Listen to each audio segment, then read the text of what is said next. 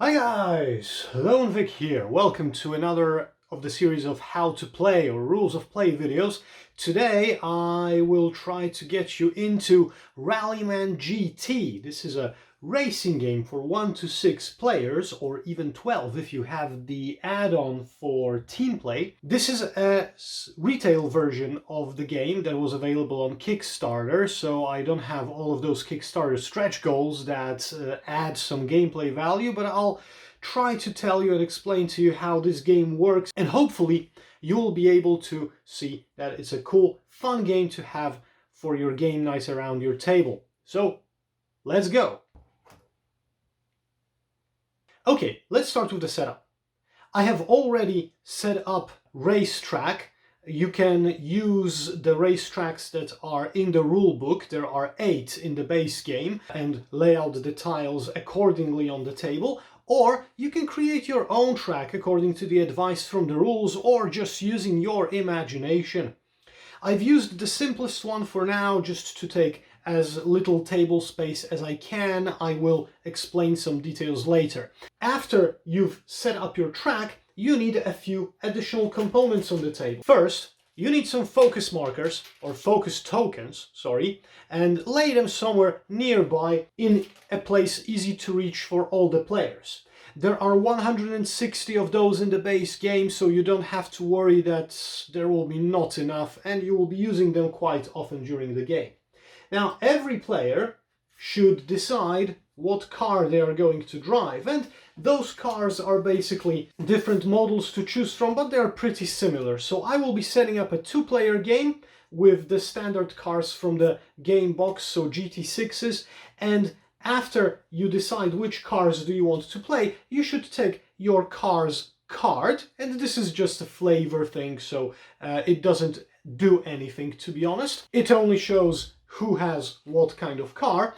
You should take a help card that looks like this. It's a 2-sided one. On one side you've got damage tokens, the racetrack explained. On the other side you have the dice and all the other tokens explained. Put it somewhere nearby so that the players have easy access to those, and choose the dashboard for your car. Now, there are 12 dashboards for 6 cars, because each car can have a dashboard with, as you can see here, these are tires for asphalt and these are tires for wet surface. So 2 dashboards, one for wet, one for dry, and they are both 2-sided because you have sunny weather and rainy weather on those dashboards. So in a standard game, according to the rulebook, you should select dry tires and sunny weather first. So I will place this here, put the other one to the side, and I will also do the same. So as you can see, dry tires and sunny weather.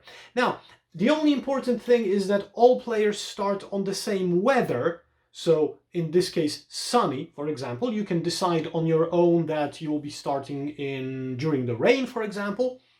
But players, after you've figured out the rules and you know how to play the game, the players can decide what tires do they want to start with, and this can be done individually. So you don't have to have the same tires, but the weather has to be the same. What you can see in those dashboards, there are a few pieces of information that are important. This number with the exclamation mark is the amount of warning results, let's call them like this, that you can roll before suffering loss of control. This is the amount of dice that you can use during a single game, and these are the results of loss of control for your car. And we'll get to those in a moment. After you've chosen your vehicles and you've decided on the weather and on the tire type, you should take gear tokens in your color, put them somewhere nearby your car. You'll be using those pretty soon. So I've got the purple ones here and I've got the orange ones here. Okay.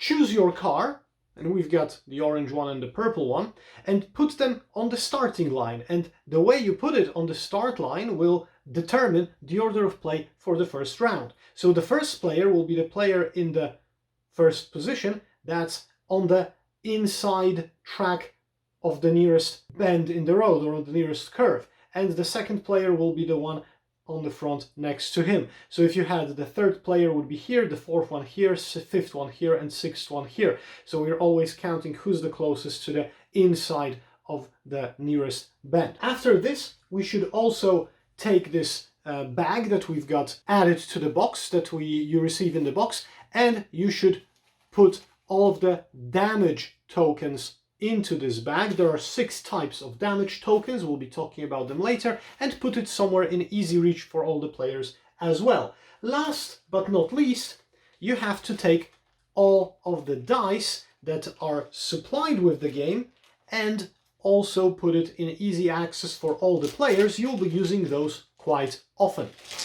So here are all of the dice. I'll place them somewhere here on the track even for now. We've got 1, 2, 3, 4, 5, 6 gear dice. There should be 2 coast dice and 3 brake dice, which are red. Okay, and the very last thing is this round order marker, which you place white or black side up. I'll put it white side up, and you take the gear token with 0 and you put it white side up next to your car. Here it is, like so. And you're all set up. You can start playing the game. So as they say, ladies and gentlemen, start your engines. Okay, let's talk about some basic concepts first. So I've explained to you during the setup how you determine the first player in the beginning of the game. So the first player is the one in the first position who is on the inside of the next curve in the road, the next bend in the road. Now, what happens later is that there are 3 indicators of who is going to be the first player for the next round. This order is not fixed. The first indicator is speed. So who is in the higher gear, who is the fastest on the track, will be the first player next round. Right now both players are at 0 speed, so that doesn't matter. The second indicator is who is the furthest along the track. And this person would be the first player. Right now, both of them are at the starting line, so this doesn't count as well. And the third and last indicator is who is on the inside of the closest bend. And this indicator is the one that decides who is the first player right now. But if the situation on the track looked a bit differently, like for example, so, and we would change those markers. So for example, this player was in 4th gear right now, and this one was in 6th for some reason, then even though this car is starting their round furthest ahead on the track, this car, the orange car, would go first in the next turn because he has higher speed. Right?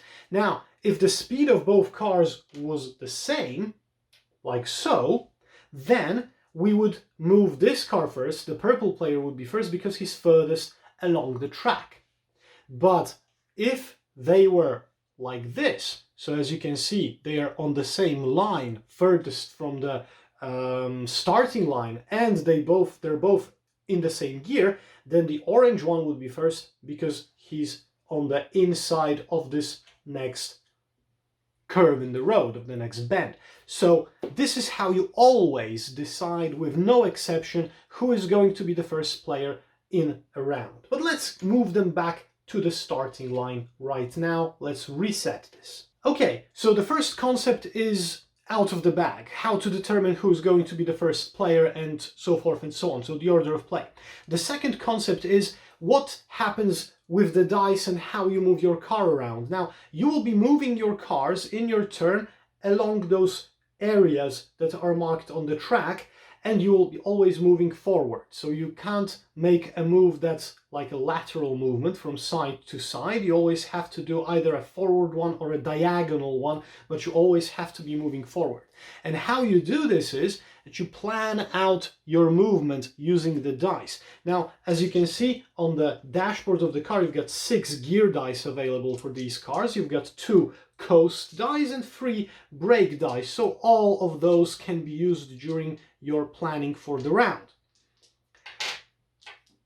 Let's start with the gear dice. These dice determine which gear your car is driving on at any given time. And these have to be put on the board in ascending or descending order. So if this car is the first one to go and he's in gear 0, then gear 1 would move him here, gear 2 would move him here, gear 3 would move him here, or for example here, because he could make a diagonal, but we'll be going here, and then gear 4 will move him here. And I can stop at this point and decide that my round is up, right? I could also incorporate white dice into the equation, and white dice, the coast dice, mean that I am maintaining the speed from the previous die. So for example, if gear 1 is here, I could place gear 1 still here and gear 1 over here, and only then do gear 2, like so.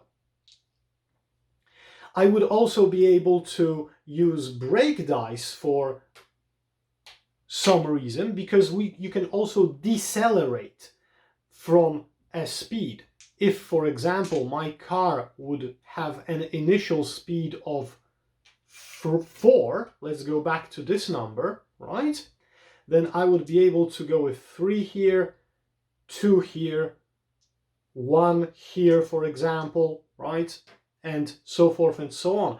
Or I could go up and down as well. I could accelerate to 5 and then do 4 and then do like here 4, 3, 2, etc., etc., right? So it varies, but those gear dice can only move you one step, one gear at a time, up or down, and you can't jump gears. And those coast die, the white ones, also work in the same way, but they maintain your speed. You can also use them to, for example, continue the speed of 4, right?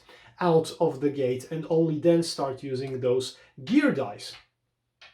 Now, the brake dice work a bit differently, because brake dice allow you to brake to a lower gear than you would be able to usual. So for example, I can slow down to 3 from 4 here, but I can put 1 red brake die and then slow to 1 on this area. So this gives me a gear of 3. This is braking for 2, and I'm here with 1. So brake dice are always accompanying a different die on a field. They cannot be put alone in an area. They have to be accompanied by a gear die in order to work. And you can put as many as you want. So for example, if I were at gear number 5, I could be braking down from 5 to 4 to 3 to 2 and then to 1. So I would be able to put, let's say, 3 brake dice here and slam it on the brakes very strong to reduce my speed to 1. Okay, so this is how those dice work in theory. And now, what can you do when you've already planned your movement? Let's reset this again and I'll show you from the start. So I have this plan to accelerate very quickly for now. There you go. And I will jump 3 here, because you can do diagonals. I can do like 4 here, and I would be able, for example, to jump back 5 here, let's say, okay? And this would be my movement. So you've got 2 options right now. After you've planned your movement using the coast dice, brake dice, or gear dice, and every combination of those, you can either roll the dice one by one and check out the results. So for example, 1 is okay, 2 is okay. Now, what you don't want are those exclamation mark results. Oh, 3 has an exclamation mark for me. Okay, that's 1. 4 is okay. And 5 is also okay. So I made this plan, I finished this plan without a hitch, basically. This 1 exclamation mark doesn't mean anything. And I can move my car here, and I can place it in 5th gear on the black side. The black side means that I've already finished my turn for now, and I take off the 0 from the board, and the next round will be black, so the black gears will be moving. And now it's the turn of the orange player who can also accelerate, for example, for 1, 2, and I will place coast dice here. So here's 1, 2, 2, 2, and I will do it 3, and he will go 4 on the inside of this curve. No, he can't. Why? Because this would be an overtaking maneuver. And an overtake, if you are next to another car, you have to have a higher or equal gear to that car. So I wouldn't be able to do that. So I have to accelerate to pass this guy here. So it's 3, 4, 5, and I can coast on 5 because I don't want to go to 6 right now. So this is my option. And the second option of what you can do with the dice after you plan your movement is that you can go flat out. And going all out means that I can mark the place where I would finish after a successful maneuver. So I would finish here with gear 5th. I collect all my dice and I roll them all at the same time. And as you can see, I've got 2 exclamation marks. So 3 would make me lose control. So 2 is still okay. So I've succeeded in this maneuver. So I'm moving here and it's okay. And now, if you went flat out, you count the number of gear dice and white coast dice you've used, and this is the amount of focus tokens that your driver gets. So in my case, 1, 2, 3, 4, 5, 6. 3, 4, 5, 6. And you can put them near your dashboard or on your car card, wherever. Okay. Now those focus tokens can be used when you are rolling dice one by one, not when you're going flat out, to pay for the dice so that those exclamation marks aren't possible to be rolled.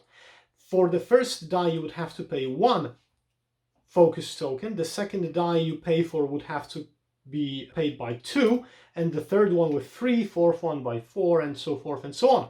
So they get more expensive as you go. The round is over. I flip the marker to the black side, and the first player is determined. So they are both at the same speed. They're both as far on the track, the same distance. But orange one is closer to the on the inside of the next curve. So he is the starting player right now, and he will be planning his next movement. And this goes on until one of the players crosses the finish line. Now let's talk for a moment what happens when you roll 3 exclamation marks, either when you're rolling one by one because you wanted to risk it, or you went flat out and you rolled 3. By the way, if you roll your dice flat out, so all of them, and you would roll 3 exclamation marks, you would still get the focus tokens. So those 6. But what would happen after rolling flat out and getting those 3 exclamation marks is that you would be able to put your dice, recreate the movement basically. But for example, I've got 1 with an exclamation mark, this is 2, 3, and the 4th one has the 3rd exclamation mark, the 5th one doesn't have an exclamation mark. So I would do coast here, I would give the 4th one here, and this is the place where I've lost control. So I would never get to gear 5th. I would have to, oh, sorry, not this token. I would have to stay here. So you can change the order of your dice after going flat out, but you have to stop at the 3rd exclamation mark and you lose control. If you are rolling dice one by one, this is kind of a push your luck thing. So if you, for example, get 2 exclamation marks, but you are only 1 die away from achieving your perfect result, you can still risk it. And once you roll the 3rd one, you have to stop once you roll the 3rd exclamation mark. And what happens? So if I roll 3 exclamation marks going flat out, or I roll the 3rd one driving carefully, let's say, I look at 2 things: my speed and the section of the track I'm in. And those are those markers here on the track. As you can see, this is a red section here, and this track is in an orange section. There is also a yellow section. So I'm in gear 4 right now. So I'm taking a look here, and this is an orange section. So I have 0 speed, which means that I fall off the track and I get 1 damage token because of that. So I replace this marker with a 00. I move my car off the track, I put the 00 on the place from which I spun out, and I draw one of those damage tokens. I'll tell you about them later on. And when you go back, when it's your next round, then you, having this 0-0 marker, the only thing that you do is that you go back onto the track and you replace the 0-0 with a 0 marker, of course, of the next opposite color of the round. And the next round, this 0 means that you can accelerate from 0 and start moving again. So this 0-0 means that you lose one turn, while at some speeds you just decelerate to 0. So basically you lose control and your car stops. So this is basically done.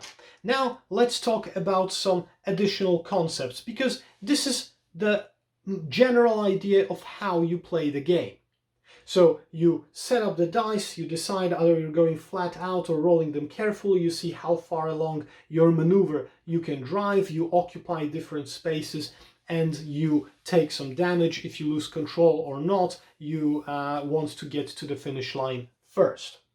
So the next thing that we need to talk about is what's happening in particular parts of the road, particular sections of the road, and how do you maneuver around them, because there are some tricks to that. And for this, I will need to zoom in on the board so that you can have a better view of what's going on here. So bear with me, I will just start swapping out some sections of the track to show you the most interesting elements right now. Okay, so here you can see the orange and purple car in front of a bend, and here on those areas you have the number 2 placed. And what that means is that if you want to plan your movement around this bend, you would have to do it more or less like this. Let's say both of those cars are accelerating from 1 right now. Okay, so just to make it clear, let's say that this is the situation on the track right now. So the purple car goes first because he's ahead on the track, as you can see. They both are with on the same gear at the same speed. So once you want to enter any area that has a number in them, the rule is that you can do it with the highest gear being the one in the number. So I could enter here with gear 1 or 2, but if I enter here with gear 3, I lose control automatically. And I would have to go to the dashboard and see that, okay, I had speed of 3 and I entered this bend and this is an orange section, so what happens to me? So I can only do gear number 2, and with this gear number 2 I could go here, but then I would have to coast through here, and then I would be able to accelerate, for example, here, right? Or I would be able to go diagonally from this area and here and make it a shorter line, so a more beneficial line of driving here, and I would be able to accelerate from this bend to 3 already here, so I would be using only 2 dice here, and then I would be able to coast, for example, here with 3 as well, right? So both of those moves are legit as long as I do not exceed this gear ratio limit that's printed on the track. And now, okay, let's hypothetically say that I went out like this and I'm on gear 3 in this place and I want to continue my maneuver. So as you can see here, there is a dashed line with a 2 on top and there are 3s here. So this means that I can enter this spot with a maximum gear of 3 and these 2 with 3 as well. So if I go diagonally from here to here, I would be able to coast with a 3. But, well, I don't have another die with a number 3 to continue, and I don't have any more coast dice because I used 2, and you can use each of the gear dice only once during your movement. So I would, for example, be able to stop here. And that's it, right? But if I wanted to move into here, from this field, this would mean that I cross this dotted line with the 2 above it. So this would mean that this gear number is reduced for me from 3 to 2. So this would be the maximum gear for me. This would be number 2. So diagonally would be okay because I would still have a 3, but here I would already lose control if I went with a 3. And I can't do it with a 2 because I've wasted the 2 previously. And the same goes for leaving the curve. If I was in this spot with my car and I would be leaving to this area, I would have to do it with gear number 2 and not anything higher. I would could do it lower, but not higher. But if I went diagonally, I would be able to go with a higher gear or gear number 3, for example, or something like that. So those lines, those dotted lines, only work when you are crossing through them in sequence, like in line. If you are doing a diagonal from here to here or from here to here, you ignore them, right? So this is a legit movement for me right now, and I can do it from gear 1. I'm accelerating to 2. I'm coasting through here. I'm speeding up to 3, and this is my first warning, but I can have 2 more, and this is the last die that I'm rolling, so I'm pretty safe, and I'm going here. So my car would end here on gear 3. Okay, and now let's take a look at the orange car very quickly, and the orange car is on the inside, so he's got an easier job of this. Let's say that I will start with coast, so I'm still on gear 1, and I would do, what, 1 more coast here, okay, and this is still gear 1. And I would accelerate to gear 2 over here. I would go with gear 3, yeah, but if I can't cross here on a diagonal because this area is blocked, and I can't go here because I don't have any, I would have to have gear 2, and this is already used, so I have to stop here. And let's say that I would try it flat out again. So I'll put gear 3 here as a marker, and I'll make a roll. 2! That was close, 2 exclamation marks. So I still survived with those 3, so my car goes here, and it's on gear 3 as well. Phew! That was close. And I was rolling 1, 2, 3, 4 dice, so I get 1, 2, 3, 4 focus for the orange driver. Okay, so now let's reset this for a moment, and I'll show you another trick, another different type of curve or warning situation where you have to obey some rules. Okay guys, so I've put up a very complicated chicane here to show you all the remaining rules that you can find on the track, all the situations. This is just a section of the track right now, and I will place 2 markers here to aid us in the process. So let's do it like this. So how would movement look in these situations? Now, both cars are on the same line, but the orange one is faster, so the orange player would move first. And if I were the orange player right now, I'll take all the dice here. Now, from this area, I can only move into this big field because this is the diagonal. If I was here, I would be able to move here or diagonally also here, but I'm on the outside of this curve in the road. So you can see that this is a 4 with an exclamation mark. That means that if I enter on 4th gear into this area, this adds 1 exclamation mark to any rolls that I make. So I will be only able to have 2 on the dice because this is the 3rd one that I can collect and I lose control. And I don't really want that.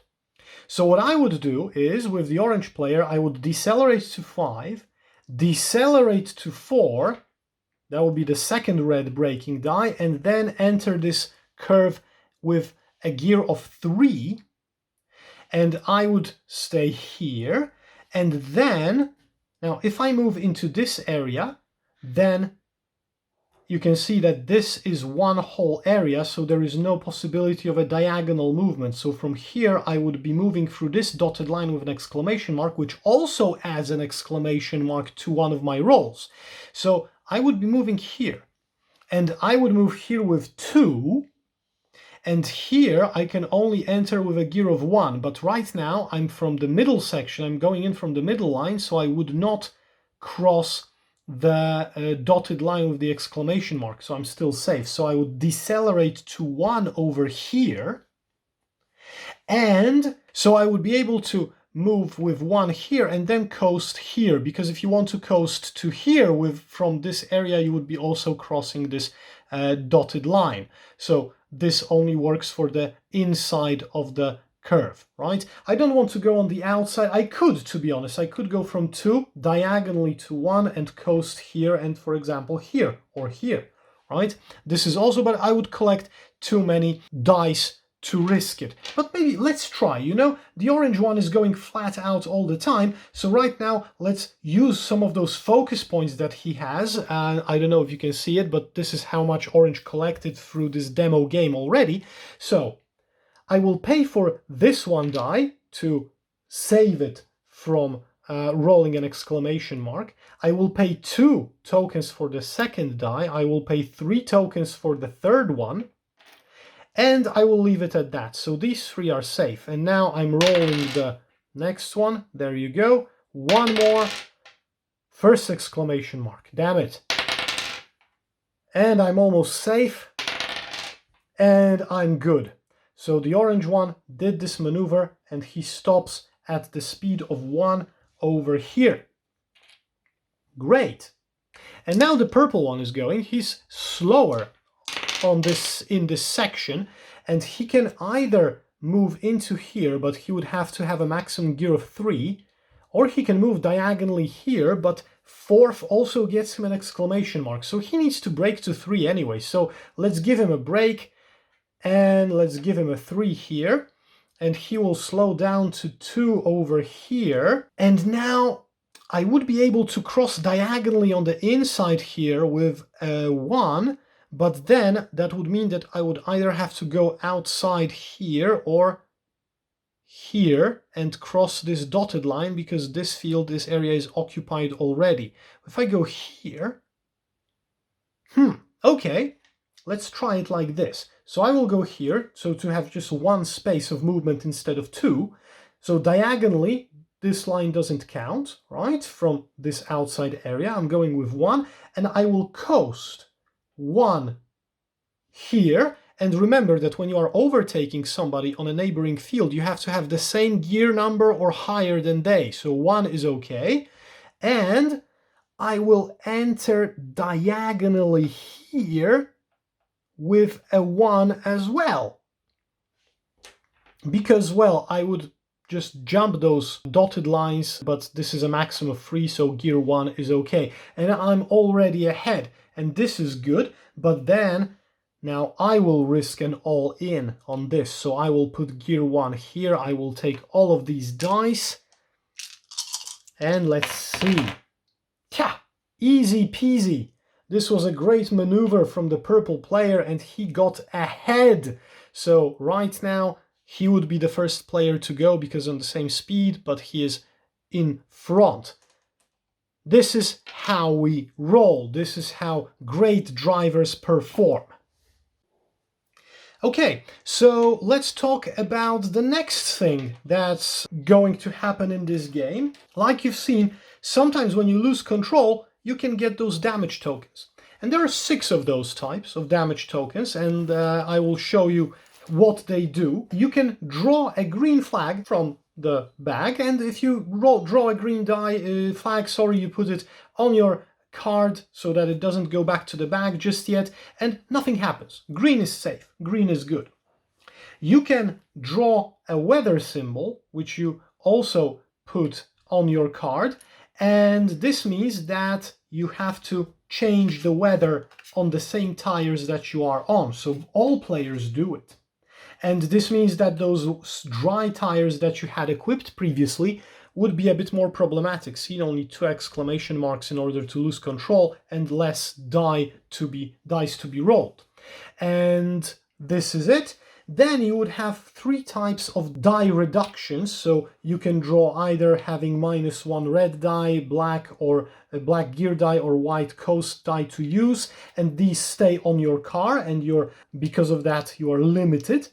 And the last one is the yellow flag damage token. Now, if this one happens, and this is tricky right now only because if you have an older version of this game, this rule in the rulebook was changed in the newest edition in Rules 1.1. So if you see a discrepancy between what I'm telling you and your rulebook, then check out online whether it's, whether you need a newer version of the rulebook for your game. Now, when you spin out, for example, and you draw this yellow one, this yellow flag, and you're like on 0, 0 here, or you've only stop and you're on 0, like this, and you draw this yellow flag, you place it next to your car, next to this area, and what that means is that on this tile and the neighboring ones, so on this one and the next one, no player can overtake until you move your car. So until the orange car moves, and when it moves you take this flag off the track, nobody can overtake on this, or the next hex. Now, previously in the rulebook, this wasn't mentioned, so the yellow flag meant that no overtaking is possible on the track anywhere, and now they made it more precise and mentioned that it's not possible only on the tile where the flag is and on the neighboring ones, which makes it that more logical.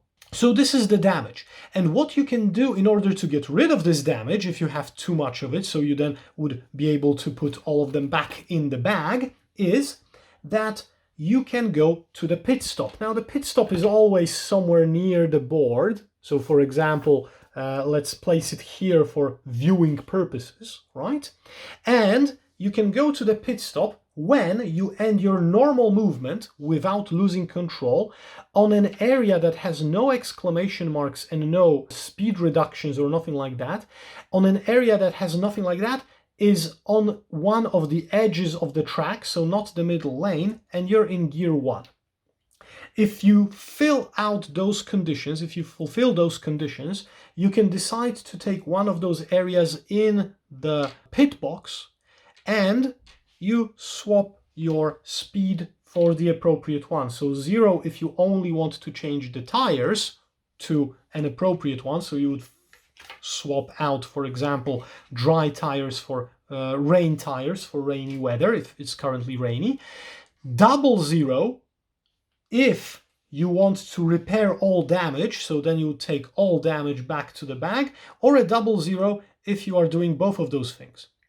And when you come back to the track, then if you had the 00 because you were repairing, then you would come back here, you would just swap this for a 0, and you would wait one turn. If you were here, then you would just start your movement from, like, you're just changing out your tires, there is a 0 here, so on your next turn, you just go here and start moving from 0, and this is it. Now, the one last thing to mention are the solo rules. So right now, the whole game is more or less explained. I think that you should be a lot clearer and a lot more informed on how to play Rallyman GT. So if you're not interested in solo changes, you can basically stop watching right now, and thank you very much and have a great day. My name was Lone Vic, and if you liked the explanation, hit the subscribe button, give me a comment, like the video, and so forth and so on. And I'm very happy you were here. See you next time. But if you want to watch further, then the solo rules are so easy in this game that this is easily going to be one of my best favorite solo games, because during a solo game you set up everything identical to a multiplayer game, but you set up only one driver. You will be racing against the clock. And what that means is that you will be moving around the track in order to get to the finish line, planning your movements, rolling your dice, taking your damage and everything like that. But after every move you make, every turn you make, you'll be filling out this kind of table that's on the back of the rule book. So after first turn, you mark which gear you finished the turn on. After the second turn, third, fourth, fifth, 12th turn, you mark every turn, you mark the last gear that you finished on. And depending on the gear you are finishing on every turn, you add seconds to your game. So for example, if I had 3 times gear 6, I would add 3 times 10 seconds, 30 seconds. Then 2 times gear 5 would give me 2 times 15, also 30 seconds, and so forth. I would sum it up. This would be my lap time, which I put here. And then I have gained time, which I calculate by taking the amount of focus tokens that I haven't used by the end of the run And I would deduct each focus token as 1 second from my lap time. So for example, 4 tokens would give me minus 4 seconds from this, and this would be my final result. And you just try and check to beat your own time on a track or something or other, or you can also go to holygrailgames.com and upload your time over there and compare yourself with other drivers. You can also mark whether you were racing in dry conditions or wet conditions and which type of car you were racing on which track, etc, etc. So it's just basically very quick dynamic racing game where you calculate your odds and try to plan out the best route possible. And now this is really it. I have nothing else in my head that I could tell you about this game right now. I want to keep my opinions for my review video, which I'll be doing pretty soon because I'm really excited about this game. I love it a lot, and you will find out why if you watch my next video, which will be coming out on Friday.